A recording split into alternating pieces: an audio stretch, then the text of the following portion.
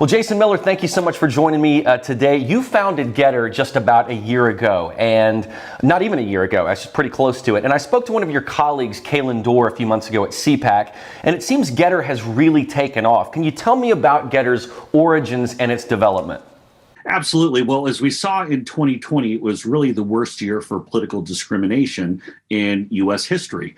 And probably the most egregious example was the Hunter Biden laptop scandal, which was not only hushed up, but there, I believe, was a collusion between big tech social media platforms and the media to keep that out of the public eye. But it wasn't just purely politics or about 2020. If you go earlier in the year, as we had essentially the rise and the spread of COVID, we were seeing people sentenced to digital jail simply for criticizing Dr. Anthony Fauci, or for saying that the virus came from a lab in Wuhan.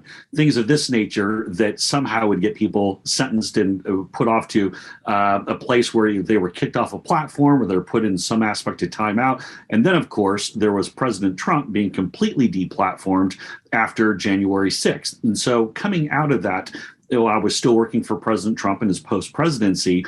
I started sitting down with Dan Scavino and other members of the team and chatting with folks who were starting to develop platforms, and went through about several dozen different presentations.